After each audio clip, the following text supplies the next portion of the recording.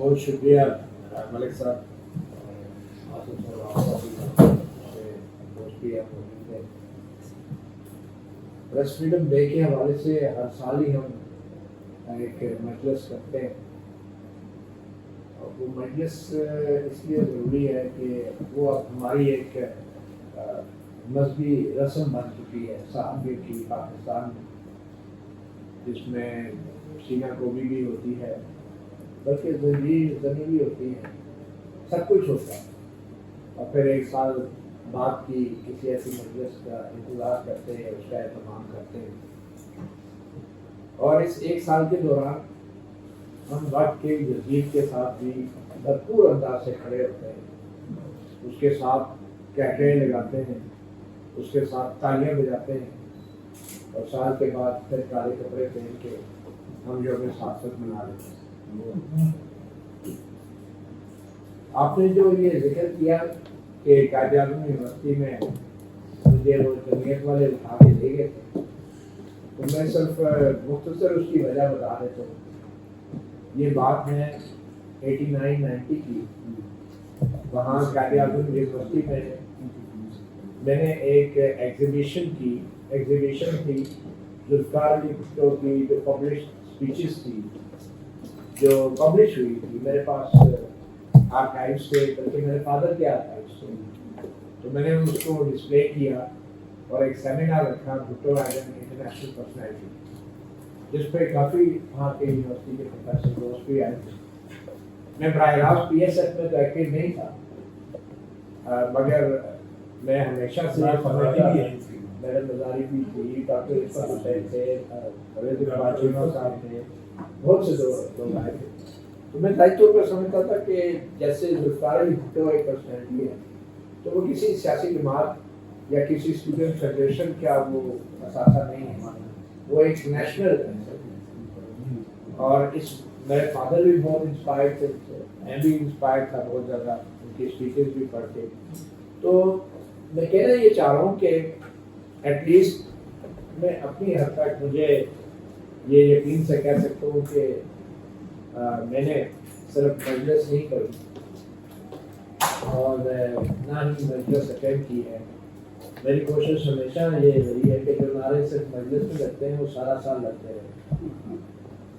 तो हाल ही में मैं अब ज़्यादा तफसील में नहीं कहना चाहता, मगर पिछले तकरीबन 10 साल के दौरान मुख्तलिफ अनवार में जो कुछ बतौर सहाफ़ी मेरे साथ हुआ, तो वो इस बात का कम अज़ कम ये सबूत है कि जो सहाफ़ी है वो किसी सियासी जमात का नहीं होता, बल्कि उसका सारा फोकस मुआशरे के साथ होता है, सोसाइटी को देखता है।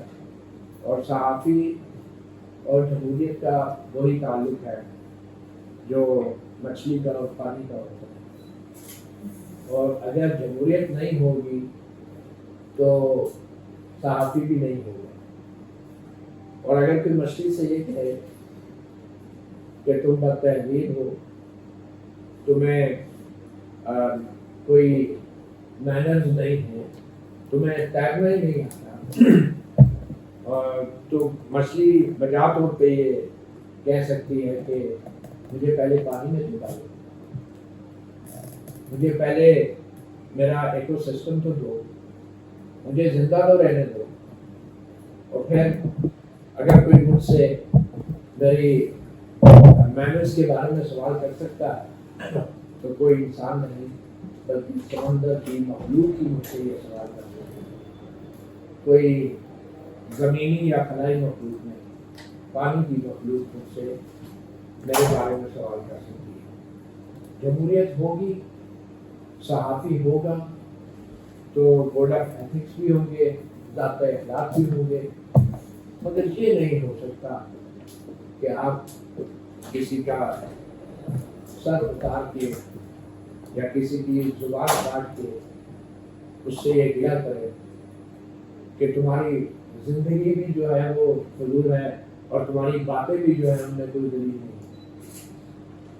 तो ये जो बहस हम हर साल करते हैं, मुझे खुशी है कि यहाँ जैमिस यूनिवर्सिटी में ये बहस होती है, मगर मैं हमेशा एक बात पे हैरान होता रहा हूँ कि क्या वजह है कि ये جب پریس فریڈم کی بات کی جاتی ہے تو صرف صحافیوں تک اس کو محدود کر دیا جاتا ہے.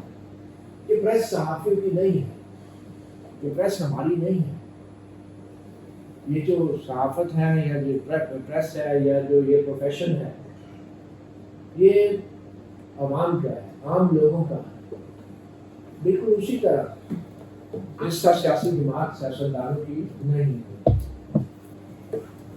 بالکل اسی طرح کہ جس طرح ڈاکٹری یا وکالت وہ ڈاکٹروں اور وکیلوں کے لیے نہیں ہوتی. تو جب ہم پریس فریڈم کی بات کرتے ہیں تو میں تو ہمیشہ یہ سوچتا ہوں کہ اس چھوٹے سے حال میں یہ فنکشن کرنے کی بجائے ذوالفقار علی بھٹو یونیورسٹی کا جو تبسم آڈیٹوریم ہے اس میں یونیورسٹی کے تمام اسٹوڈنٹس کو پابند کیا جائے کہ وہ آئیں. ہر ڈپارٹمنٹ کے جو لوگ, چاہے وہ سوشل سائنسز ہیں چاہے وہ نیچرل سائنسز ہیں, یہ ایک ایسا معاملہ ہے پریس فریڈم کا کہ جس کا تعلق انسان سے, کسی پیشے سے, جس کا تعلق انسانیت سے, جس کا تعلق انسانی حقوق سے.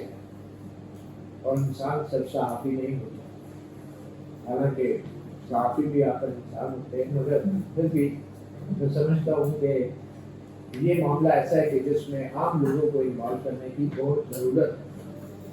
اور پھر یونیورسٹی کیا کر سکتی ہے اس حوالے سے, کیونکہ اس وقت ہم یونیورسٹی میں بیٹھے تو ہم نے ہر سال کی طرح صرف نوا نہیں پڑھی, ہم نے ایز اکیڈیمیا, ایز جرنلسٹ اس کا کوئی راستہ بھی نکالا. اس راستے کے لیے ہمیں کچھ مخصوص فیصلے کرنے ہیں, کچھ سرگرمیاں کرنی ہیں, کچھ پالیسیز بنانی ہیں. کیا ہم وہ کر رہے ہیں؟ ہم انتظار تو کرتے ہیں پریس فریڈم ڈے کا, لیکن میرا یہ خیال ہے کہ ہمیں نہیں کرنا چاہیے پریس فریڈم ڈے کا انتظار, کیونکہ اتنا وقت نہیں ہے کہ ہم اس دن کا انتظار کرتے رہیں. میں اگر مثال کے طور پہ میس کمیونیکیشن ڈپارٹمنٹ کسی کا ہیڈ ہوں تو سب سے پہلے تو میں اس بات کو یقینی بناؤں گا کہ بطور ایک ذمہ دار شہری ہم نے ملک میں جمہوریت کی بحالی کے لیے سوچنا ہے, اور اس سمت کے لیے بطور ایک شہری, بطور ایک اسٹوڈنٹ آف جرنلزم ہم کیا کر سکتے ہیں. مثال کے طور پہ فائر ہیڈ آف ڈپارٹمنٹ تو میرے ذہن میں تو سب سے پہلی تجویز یہ آتی ہے کہ جتنے بھی جرنلسٹ ہیں ان سب کے جو اسائنمنٹس ہوتی ہیں, جو ریسرچ پروجیکٹس ہوتے ہیں, آپ وہ ٹاپکس ان کے وہ سلیکٹ کریں کہ جس کی ریسرچ سے نہ صرف یہ کہ میڈیا انڈسٹری کو اور عام انسانوں کو, جمہوریت کو, سیاسی جماعتوں کو کچھ ایسا ڈیٹا ملے کہ جس کی بیس پہ وہ سیاسی جماعتیں مجبور ہو جائے کہ وہ فنڈامنٹل رائٹس اور پریس فریڈم کے لیے کام کریں.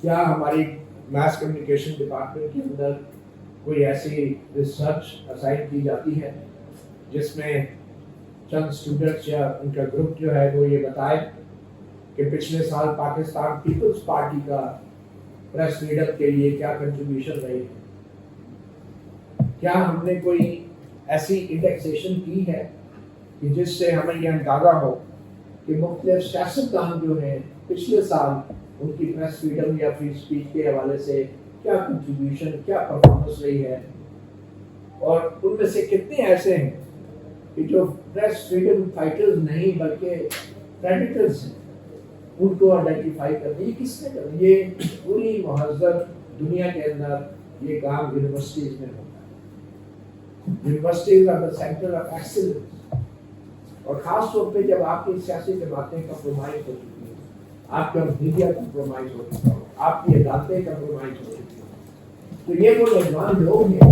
کہ جن کو آپ نے اس نئی دنیا کے لیے تیار کرنا ہے, کیونکہ جو بابے ہیں, جو بوڑھے ہیں, جو کمپرومائز کر چکے ہیں, ان لوگوں کی کھیپ آپ نے تیار کرنی ہے کہ جو ایک جیسے نہ بنے.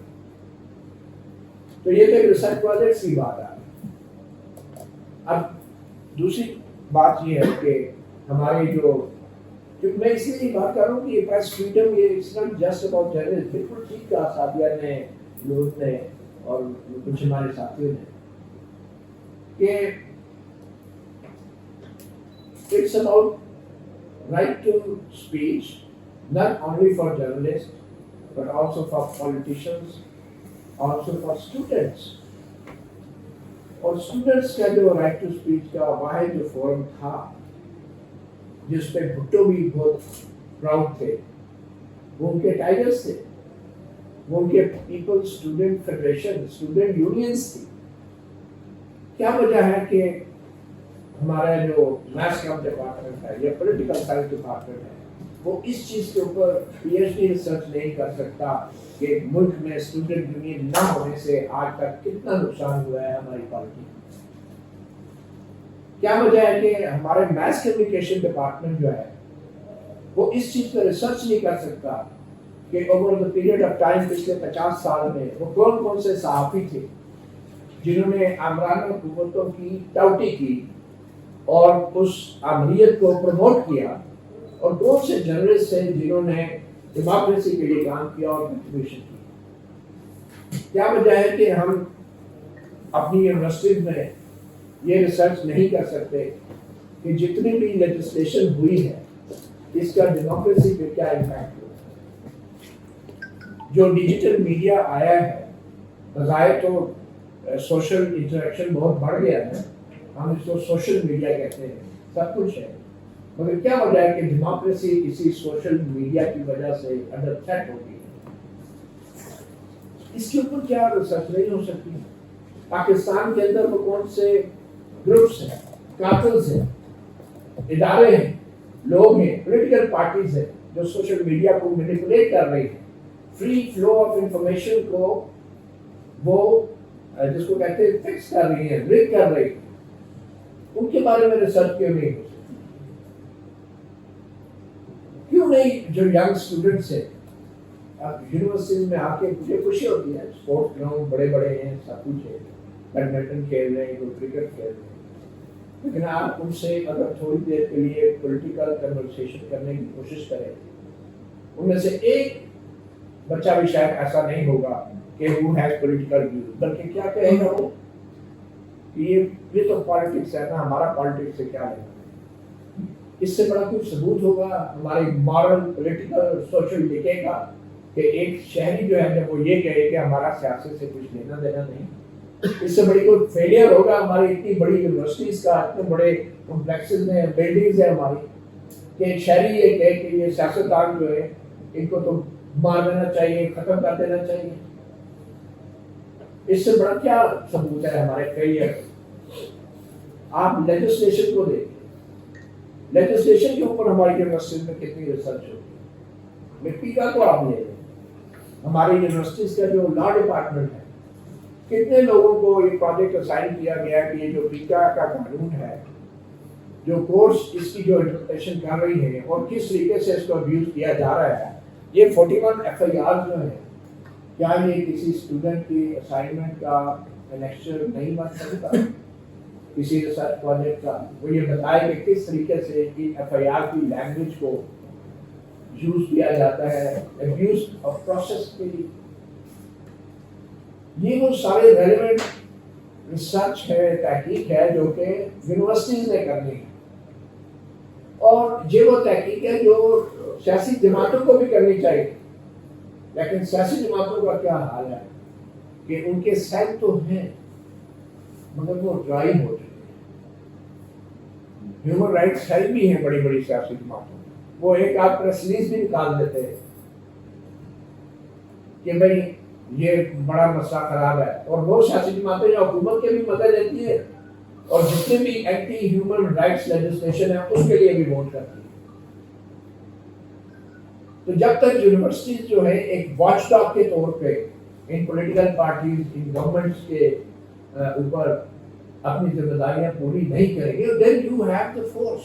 ایک کلاس میں 50-60 اسٹوڈنٹ ہو، آپ اس کو ایک دفعہ کہیں فیلڈ میں لے جائیں، ان کو کچہری میں وزٹ کروائیں اور ان سے کہیں کہ وہ جو کچہری میں قیدی آتے ہیں، ملزم آتے ہیں، ایک ایک اسٹوڈنٹ جو ہے اس کی لائف کا انٹرویو کرے گا اور پھر وہ سارے آپس میں ڈسکس کر کے بتائیں کہ کہاں پہ ابیوز آف لا ہو رہا ہے، کورٹس میں کیسے FIR کاٹی جاتی ہیں، کس طریقے سے ریمانڈ لیے جاتی ہے، کس طریقے سے ضمانتیں دی جاتی ہیں، وکیل کس طرح ایکسپلائٹ کرتے ہیں، پروسیکیوٹرز کس طرح ایکسپلائٹ کرتے ہیں، ججز کس طرح جو ہے وہ کیس کو چلاتے ہیں اور کتنے اپوزیبل ہوتے ہیں. تو اگر ہم سب یہ نہیں کر رہے تو ہم صرف اگر یہی کر رہے ہیں تو پھر ہمارے پاس کوئی رائٹ نہیں ہے کہ ہم کسی سیاسی جماعت کو کہیں یا کسی ادارے کو کہیں. میں پھر یہ کہوں گا کہ جب بھی صحافیوں کے ضابطۂ اخلاق کی بات آتی ہے تو سب سے پہلے میرا ذہن میں یہی آگے آتا ہے کہ صحافیوں پر کوئی ضابطۂ اخلاق نہیں ہے پاکستان میں، نہ ہونا چاہیے. میرا دل ہے اور میں اس حد تک بھی جاؤں گا کہ سوشل میڈیا کے اوپر اگر میں گالیاں بھی دے رہا ہوں، اگر میں بدتمیزی بھی کر رہا ہوں، بد تہذیبی بھی کر رہا ہوں، تو پہلے تو ان کا احتساب ہو کہ جو ضابطۂ اخلاق کو چھوڑ کے پورے آئین کو روک کر اقتدار پہ قبضہ کرتے ہیں اور آپ پہ ایتھکس لاگو کرتے ہیں اور خود پہ آئین بھی لاگو نہیں ہونے دیتے. آپ کو کہتے ہیں کہ آپ لوگوں کی ذہن سازی کر رہے ہیں، آپ ان کا ذہن پاگندہ کر رہے ہیں اور خود عدلیہ پہ بھی قبضہ، حکومت پہ بھی قبضہ، پارلیمنٹ پہ بھی قبضہ، میڈیا پہ بھی قبضہ، لوگوں کے ذہن سازی، لوگوں کے نہ صرف اقتدار پہ بلکہ لوگوں کے ذہنوں پہ بھی قبضہ کیا جاتا ہے.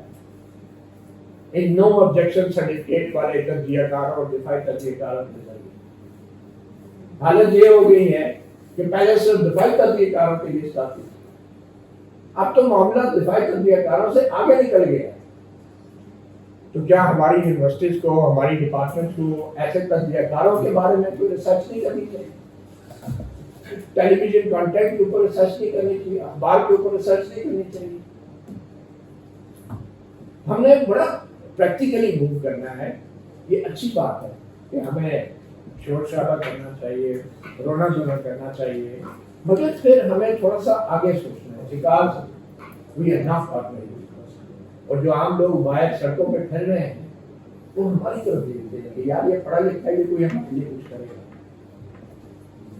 وہ عام لوگ بے بس ہیں، وہ ہم پہ ڈیپینڈ کر رہے ہیں کیونکہ انہی کے وسائل ہیں، انہی کا جو شہر ہے، وہاں سے ہم نے ان وسائل کی وجہ سے ہم یہاں تک پہنچے ہیں کہ آج ہم مختلف معاملات کو اپنے الفاظ میں پرو کے اس کو کہیں نہ کہیں بیان کر سکتے ہیں. اور صحافیوں کے اوپر یہ ڈیفینیٹلی ذمہ داری آتی ہے. مگر میں سمجھتا ہوں صرف صحافی نہیں، ہر وہ پڑھا لکھا شخص جو معاشرے کو دیکھتا ہے، محسوس کرتا ہے اور اپنے الفاظ سے معاملات کو بیان کر سکتا ہے، یہ اس کی ذمہ داری ہے کہ وہ بولے. میں نے ایک ٹیلی ویژن پہ ایک مختصر عرصے کے لیے پروگرام کیا تھا، بولو گے تو جانو گے اور جانو گے تو بولو گے. یعنی کہ یہ دونوں چیزیں جب تک نہیں ہوگی نا تو آپ دونوں چیزیں نہیں کر سکتے. بغیر بولے آپ جان نہیں پاؤ گے کبھی، اور بغیر معلومات حاصل کیے، بغیر جانے آپ کے پاس بولنے کے لیے کچھ نہیں ہوتا. تو ان ویلیوز کو پروموٹ کرنا بہت ضروری ہے. اور پھر بات وہی آ جاتی ہے آج کے دن کے حوالے سے. تو میں سمجھتا ہوں جو آرٹیکل 19 ہم نے آئین میں لکھا ہے، آرٹیکل 19 کے اوپر بھی یونیورسٹیز کے اندر کنٹینیوسلی ایک مانیٹری ہونی چاہیے کہ جو آرٹیکل 19 مانیٹر کہے اس کو یا اینول انڈیکس کہے کہ کس حد تک یہ امپلیمنٹ ہوتا ہے. Because this is the king of all rights. Article 19 is the king of all rights.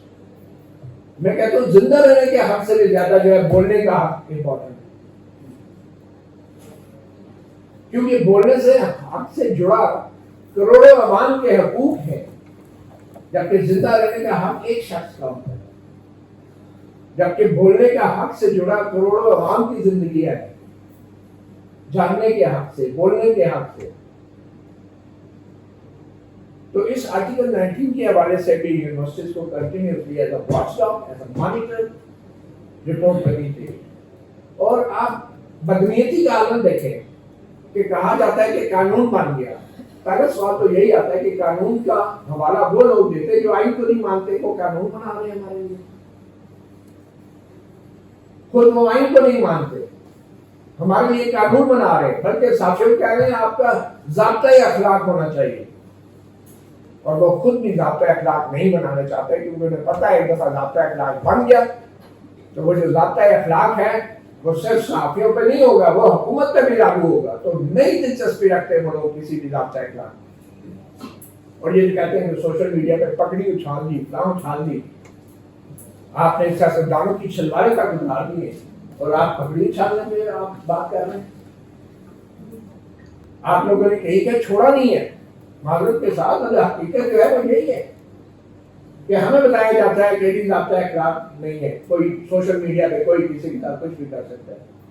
تو بھائی جو آپ کر رہے ہیں وہ کیا ہے؟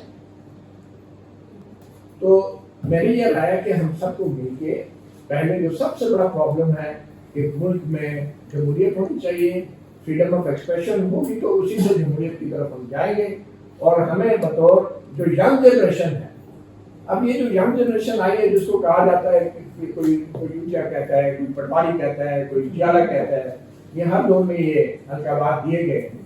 اس ینگ جنریشن کی وجہ کون ہے؟ اس ینگ جنریشن کی وجہ یہی جنرل باجوہ, یہی جنرل فیض, یہی جنرل ظہیر الاسلام, یہی جنرل پاشا, یہی لوگ تھے اس ینگ جنریشن کو جو پروڈکٹ انہوں نے بنایا. ان کو پالیٹیشین سے متنفر کیا گیا, پالیٹکس سے متنفر کیا گیا, ڈیموکریسی سے متنفر کیا گیا, ان کو ایک فین فالوورز بنا دیا گیا. ان کے سامنے ایک ٹیلی ویژن کا جو ہے وہ ہیرو لے کر آئے اور لوگ جو ہے نوجوان جو اس کے پیچھے جو ہے وہ فین فالوور کے طور پہ بھاگے. انہوں نے کوئی نہیں پوچھا یا دیکھا کہ اس کا سیاسی نظریہ کیا ہے, اس کا سیاسی منشور کیا ہے. انہوں نے ایک سرکولیٹڈ لیجر دیکھا. اس میں کوئی برائی نہیں ہے فین فالوئنگ میں, مگر بات یہ کہ آپ نے سیاست کو, نظریات کو نکال ہی دی ہے الیکٹورل پروسیس کے اندر سے, اور یہ آپ کی 6th جنریشن وارفیئر ہے جس کے نتیجے میں آج یہ ہم زندہ لاشیں دیکھ رہے ہیں اپنے سسٹم کے اندر, جو آپ کو جب جواب دیتی ہے تو آپ کو اندازہ ہوتا ہے کہ کیا آئی کیو لیول ہے اور کیا نہیں. ہم بھی انہیں بلیم کرتے ہیں, بلکہ ہمیں بھی یہ کہا جاتا ہے, جوڑا جاتا ہے, بیٹھے کیا جاتا ہے, لیکن یہ کس کا پروڈکٹ ہے؟ یہ کوئی ذوالفقار بھٹو لے کر آیا تھا, یہ کوئی سیاستدان یا کوئی سیاسی جماعت نے ان لوگوں کو بنایا ہے؟ کس نے بنایا ہے؟ کسی سیاسی جماعت نے نہیں بنایا ہے. جس سیاسی جماعت کی بات ہوتی ہے وہ سیاسی جماعت خود کہاں سے ہے, یہ ساری کہاں سے آئی ہیں بھائی.